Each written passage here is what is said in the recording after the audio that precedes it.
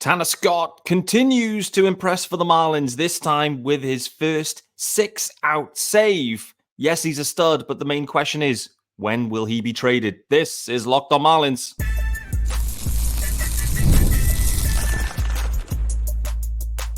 You are Locked on Marlins, your daily podcast on the Miami Marlins. Part of the Locked On Podcast Network, your team every day. Greetings from England and welcome to Locked on Marlins. This is your daily Marlins pod.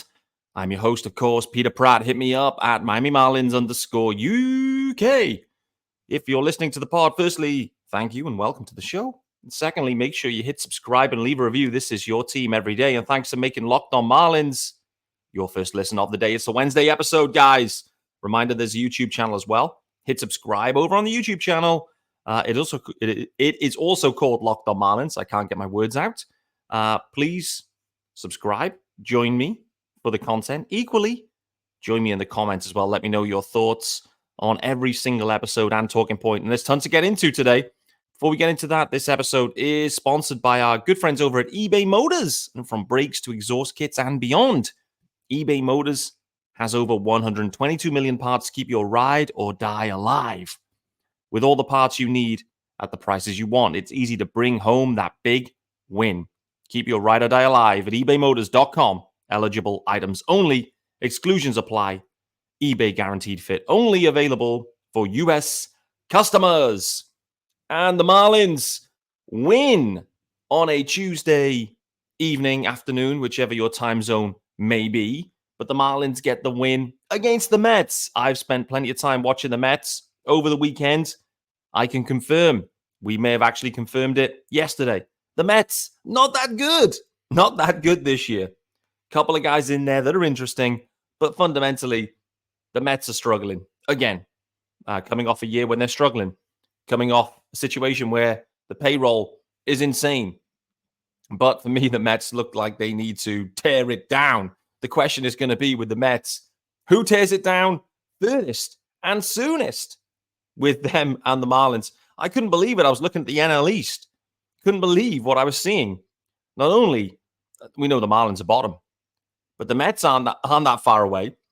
Equally, the Nats are on fire. The Bravos are in free fall. The Bravos are only a few games back at, the Nats are only a few games back at the Bravos. What the hell's going on in the NL East? The Braves are absolutely capitulating offensively. The Phillies just continue to absolutely roll. Who will stop the Phillies? Probably they will stop themselves when we get into it. We get into the depths of the season, the real stuff at the back end of the year. Most likely the Phillies will find a way to shoot themselves in the foot, probably with a bullpen disaster or two along the way, which is the Phillies' way. For now, we enjoy, well, what is a pretty uncompetitive division now at this point. Like the story all of a sudden shifts from, the Phillies, Braves, who's going to take the division, to are the Mets going to make are the Braves going to make the postseason? Crazy scenes. But like I mentioned, the Marlins, the Mets, firmly at the bottom. I think from what we're seeing with the Mets, we're going to expect them to join the conversation with the Marlins for potentially getting that number one overall pick. So we'll wait and see how things play out for the Mets. But not good. Not good for them coming off a split series, by the way, in London. It wasn't that they were swept. They almost were, but in the end they weren't. They found a way to grind it out. But I'm fearful for the Mets generally. And frankly, considering this is Locked on Marlins, no one cares probably. But what we did see yesterday was Tanner Scott continuing to do Tanner Scott things. A 6-out, a full 2 innings worth of action for Tanner Scott. A 6-out save, the first, I believe, of his career. For some reason I thought he'd done that before, but I think he's done maybe 1 2/3 or something like that. But yeah, Tanner Scott continues to impress, no doubt about it. And it's not a matter of if, it's a matter of when. We then get some, rumors starting to circulate. The Orioles are looking to add some bullpen help already. And I've already talked about it on this show. For me, there could well be an opportunity that presents itself sooner rather than later, I think, particularly for Tanner Scott. And we'll wait and see. But the Marlins are going to pull the trigger. No extensions, obviously. They're going to pull the trigger. But really, the price tag for Tanner Scott at this point continues, in my opinion, to increase. When I look at all the moves they may make this deadline, Luzardo included in that, I mean, wouldn't it be wild if Tanner Scott ended up getting back the best overall package? The funny thing is, with trade packages, it can't be analyzed really in the moment because the Marlins are going to acquire prospects in return here. And so these prospects are going to need to develop, etc. And so, judging these trades will be very difficult in the next 2 to 3 years. But honestly, it wouldn't stun me if we look back in a few years' time and go, man, that Tanner Scott package was the one from this deadline. We hope it is. We hope that's a conversation. Wait and see. I think the Orioles are a great fit. I think, a reminder, Tanner Scott was acquired and traded via the Orioles with Cole Sulser. So it was a 2-player package coming back to the Marlins. The Marlins sent 3 players plus, I think the number 60, it was a Comp B pick, ended up being 67, 68 overall. I think the Orioles are happy with that player they selected, actually. So on balance, probably a fair trade at the time. But man, oh man, the Marlins have really, Cole Sulser, less so. He was probably the guy that you felt more confident about when that trade happened. But then the situation right now, Tanner Scott, with Skip Schumacher in particular, has evolved truly into one of the best relievers in the game. And so it's going to be really interesting to see when, to who, and to what package the Marlins are able to return for Tanner Scott. The other interesting thing here is, I was looking at the general stats leaders for the relievers, just trying to work out, okay, where's Tanner Scott? How amazing has he been versus other guys in the pen? The thing that stood out to me, which completely caught me off guard, actually, was first Tanner Scott's ERA. He's the ERA leader in the pen with 1.3 ERA.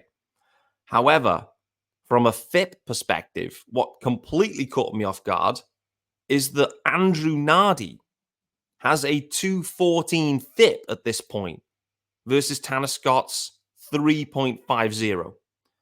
It's primarily linked to the fact that Tanner Scott has a 16.4% walk rate. That's the problem there. Nardi, a 6.6% walk rate. So listen, I know Andrew Nardi had a really tough start of the year and really struggled to do what he did last year. What did you know Andrew Nardi for? Traffic on the bases, send Nardi in there, cleans it up, then you get to you guys that you really trust in the the 8th and 9th. And Skip trusted Nardi too in later innings, but it didn't start that well. But I think it's starting to improve, and equally the FIP tells a slightly different story with Andrew Nardi. So a 2.14 FIP, ultra impressive, no doubt. And actually, there's a real cluster of Marlins relievers here that all have pretty impressive FIPs in reality. Declan Cronin, his ERA is 2.10, so that's impressive. We've already talked about Declan Cronin, could be a trade candidate. And what's the hallmarks for Declan Cronin's success this year? A 62% ground ball percentage for him. Really, really impressive. 281 FIP for him. Birch Smith, who, listen, I wasn't that keen on. I was surprised he made the roster. He's currently got a 257 FIP as well. Brian Hoeing on the IL right now with a 293 FIP. And we then get the return for today's game. JT Chargois is back, baby, after a long rehab assignment, but an impressive one. JT Chargois back for the Fish. Unfortunately, going the other way is Emmanuel Ramirez, who actually right now, in the bullpen anyway, is the FIP leader at 185 for a FIP and an ERA of 0.96. So Emmanuel Ramirez has done everything possible. He's done everything possible. We'll see him again because we know there's going to be guys subtracted from the pen. And the thing is, this is the interesting part here for the Fish, is this isn't just Tanner Scott. Any of these guys that have like sub 3 FIPs that are performing well, The Marlins have no need for any relievers the rest of this year and next year. And so the question's got to be at this point is how many of these relievers go between now and the deadline? Because we all know the drill, right? Everyone's always looking for bullpen help. Trusty guys to replace either hurt guys or guys that are underperforming because, well, you know the drill with relievers. 1 year they're up, next year they're down. Tanner Scott's obvious. Craig Mish has highlighted Declan Cronin. But Andrew Nardi's in the same breath. I know the ERA doesn't look good, but the FIP does. Nardi's the WAR leader, F-WAR anyway, a 0.7 WAR right now for the pen. Tanner Scott's only got a 0.3 WAR. So Nardi's in play. Faucher's in play. Birch Smith's in play. Frankly, everyone's in play, including the guy who's just coming back in JT Chargois. Honestly, any of these guys could be moved. Bendix will be listening on all of them. Some of them have a longer track record of success than others. Declan Cronin, for example, limited history of success, but is performing well, linked to that high ground ball rate. You look at Nardi, was an elite fireman, couldn't put any fires out to start the year, but is improving. Andrew Nardi, for me, is a guy that could be interesting. No doubt. Birch Smith, could he be interesting? Maybe he could. Faucher, Chargois, all of these guys, could be super interesting in terms of the trade deadline. But as I mentioned, Tanner Scott remains the crown jewel in the Marlins pen and in terms of the Marlins trade offerings that they have. The question is does Tanner Scott, is Tanner Scott still on the roster on the 1st of July? That's the question I'm thinking about. Does the team go out there right now and say, let's not leave it. We need Tanner Scott. We need him now. Let's get a deal done. Peter Bendix, let's talk. I'm very, very interested to see how that plays out, to be honest with you. I want to talk about Ryan Weathers. I also want to talk about Otto Lopez, who is in the leadoff spot today. I also want to talk about Griffin Conine, baby. Griffin Conine is absolutely on fire. Gabe Kapler. Has he fixed him? Is Griffin Conine fixed? Is it the Gabe influence starting to kind of sprinkle through? Is that what we're seeing? I don't know, but we're going to talk about it later in the show. Before we do that, it's time to let you know about our good friends. Well, it's a multi-ad segment, but it's time to let you know about our good friends, firstly, at Tax Network USA. Yes, sir. I love a new ad. Happy days. So here on Locked On Marlins, we pride ourselves on getting you the latest news for your team, whether it's the offseason, the draft, spring training, or the playoffs. It's year-round. You know what else is year-round? Collections season. Just because tax season is over doesn't mean the IRS will stop coming after you for unfiled taxes. The IRS can garnish your wages, levy your bank accounts, and even seize your property. Don't let the IRS target you. Let the licensed professionals and tax experts at Tax Network USA go to bat for you.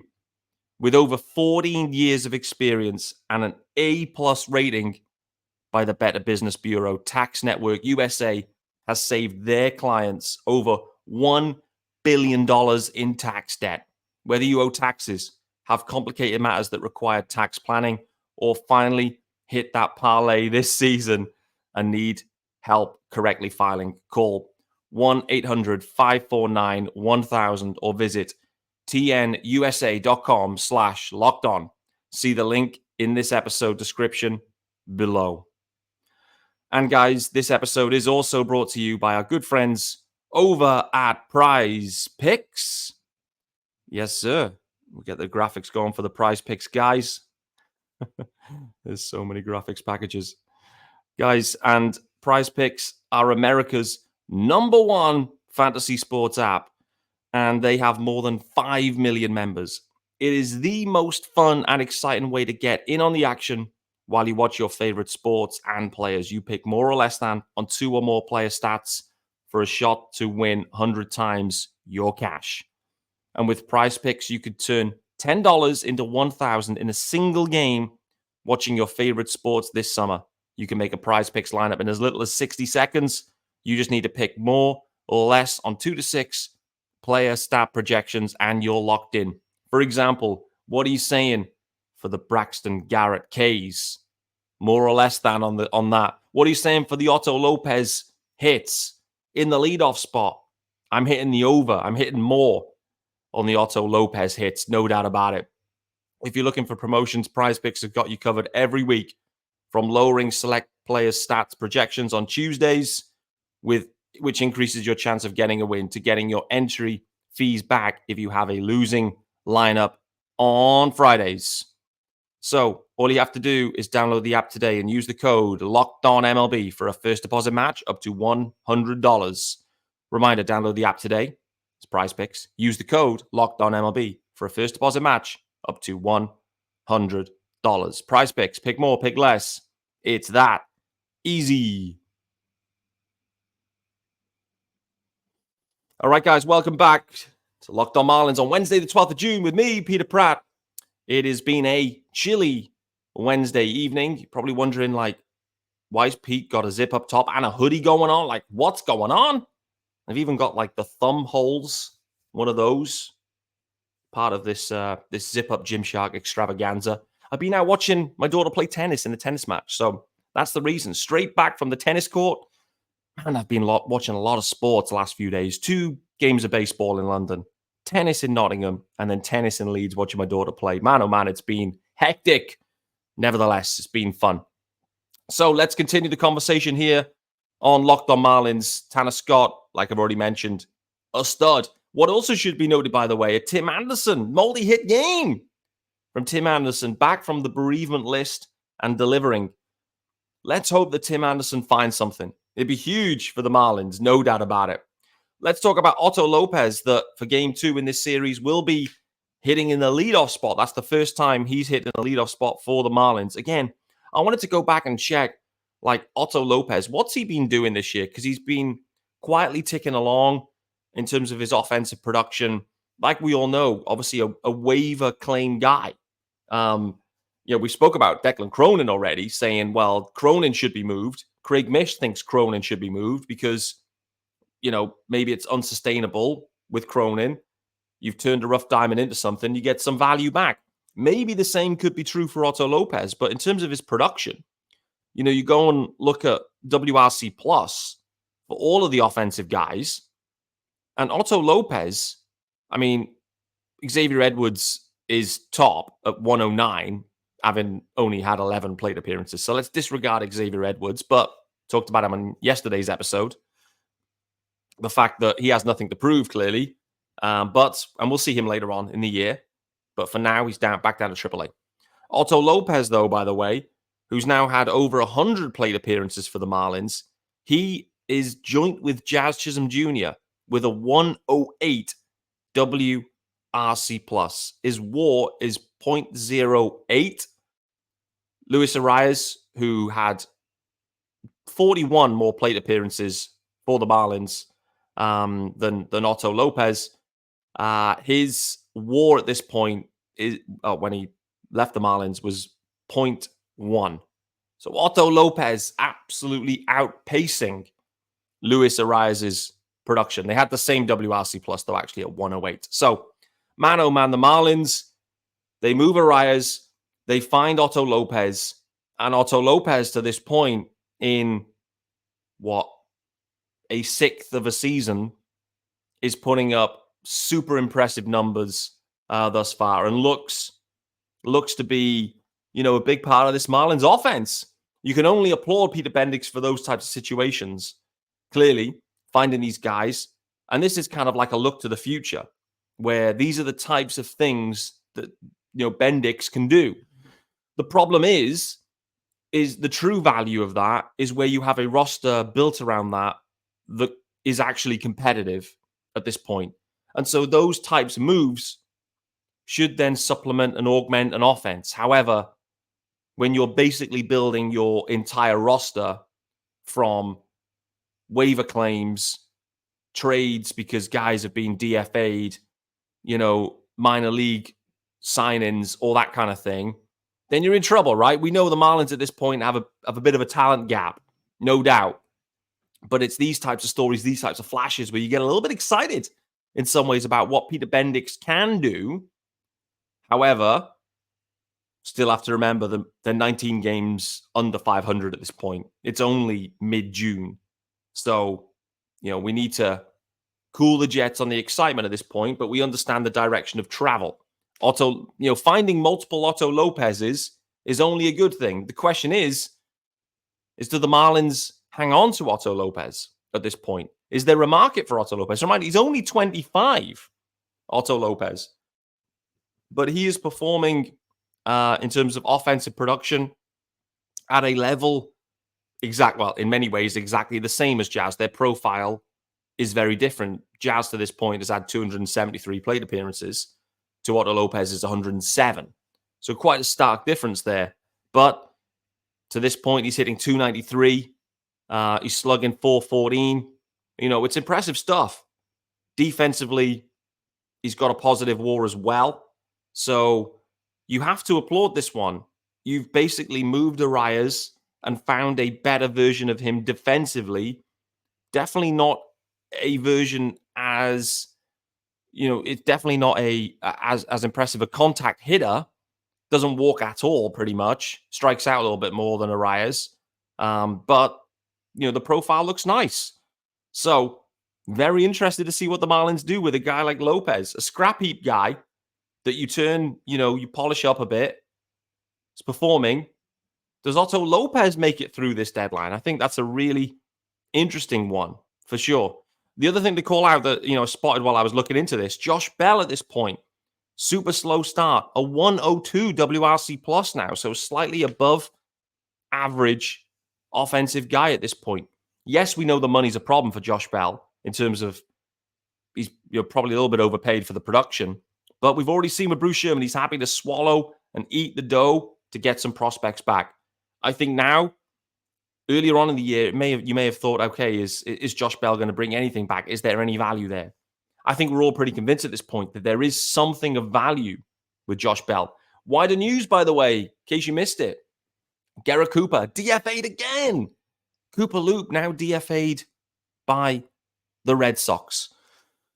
It's been a tough year for Coop. Obviously, knocked around a few organizations at this point. He's obviously filling in. He struggled. Like, the offseason didn't go as he had hoped, or many had maybe expected. This is a topic area that me and Sean spoke about kind of off camera, actually, before we recorded for yesterday's episode.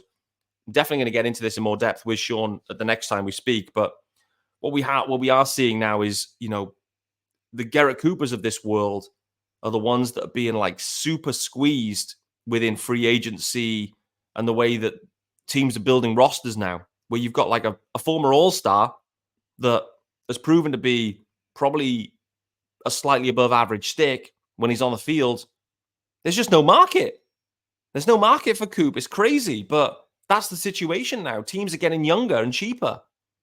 The top of the market still exists. The elite guys, the money is still there. But for that middle tier, it's completely evaporated. Crazy. I want to talk about Ryan Weathers in a bit more detail because I didn't get time yesterday as I ran too long. Before we do that, it's time to let you know about our good friends over at eBay Motors. Yes, sir. And I love this one. So we'll get the graphics going for these guys. And passion, drive, and patience. The formula for winning championships is also what keeps your ride or die alive. eBay Motors has everything you need to maintain your vehicle and level it up to peak performance. Superchargers, roof racks, exhaust kits, LED headlights, and more. Whether you're into speed, power, or style, eBay Motors has you covered.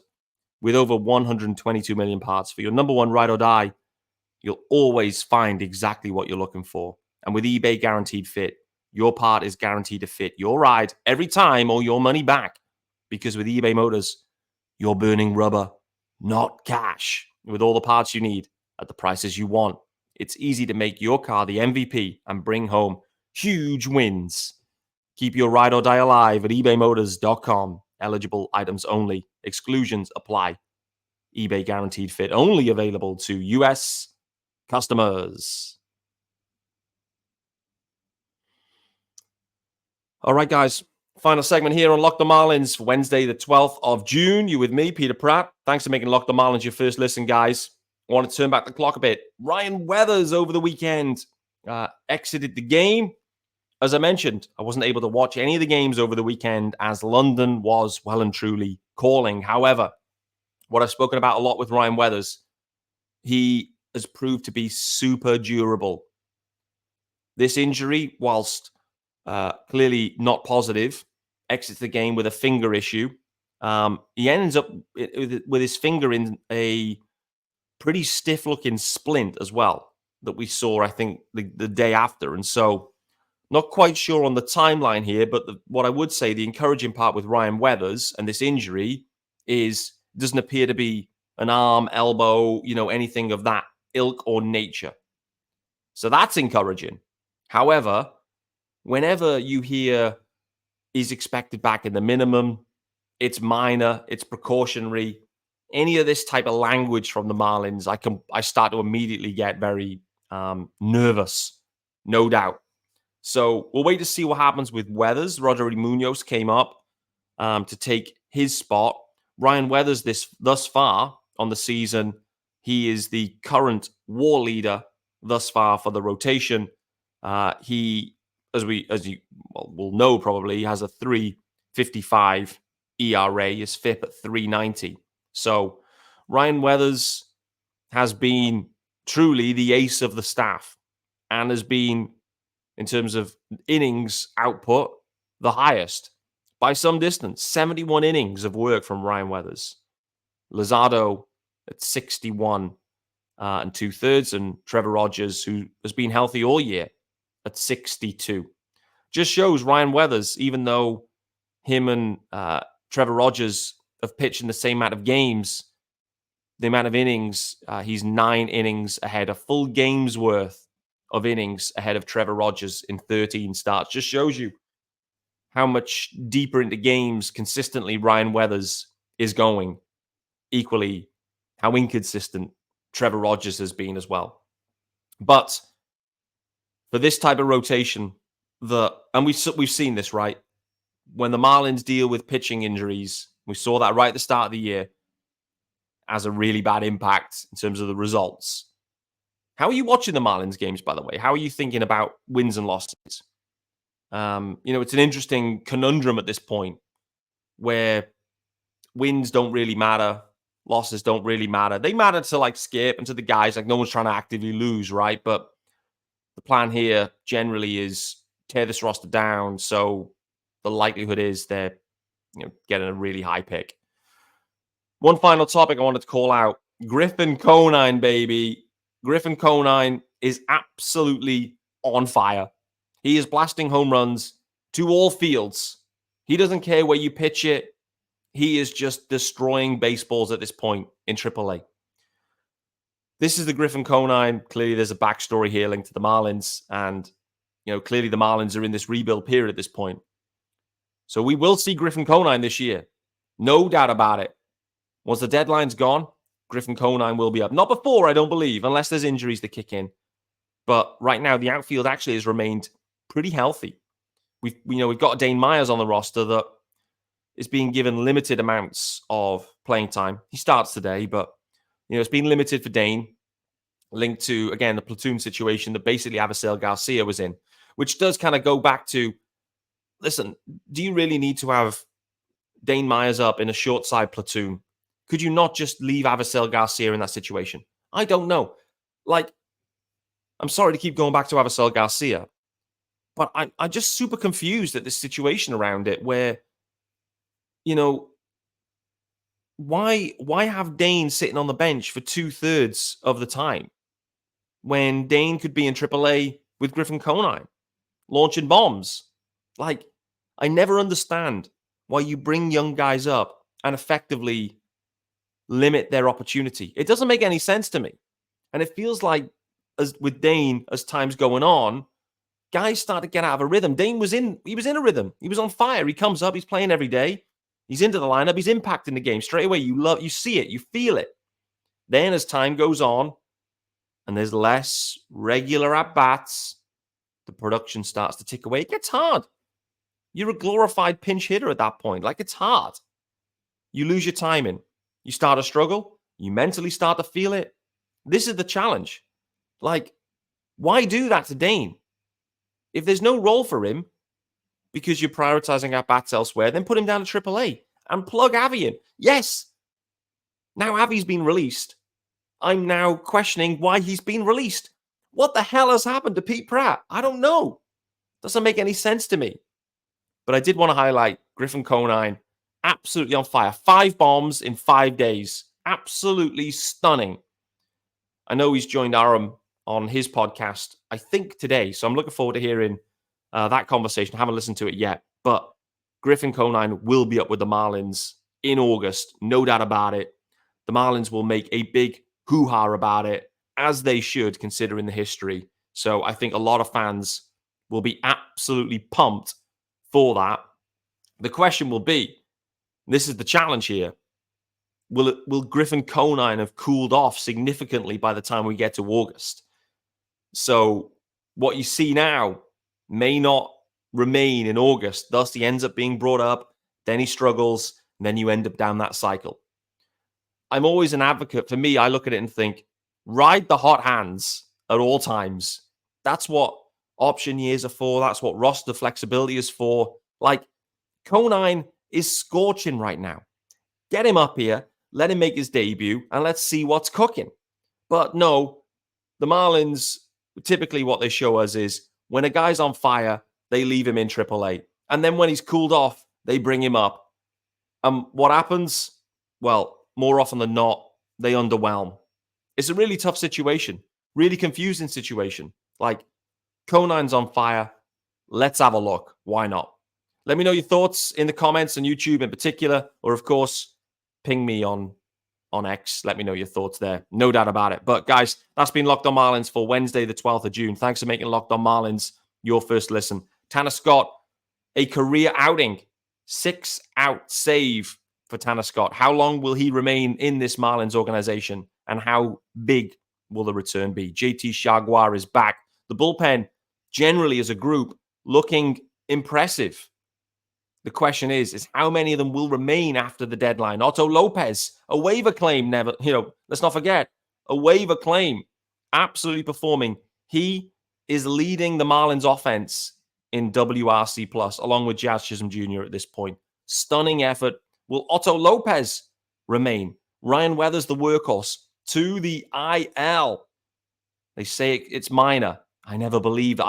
I get a panic attack when I hear minor from the Marlins when assessing injuries. We'll wait to see when Ryan Weathers is back. And Griffin Conine is on fire.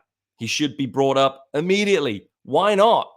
Let's ride the hot hand. But the Marlins will likely sit Griffin Conine in AAA until after the deadline. And so it's a few months. We have to wait until we see him. And when we do, no doubt about it, it will be a big story. Look forward to seeing you tomorrow, guys.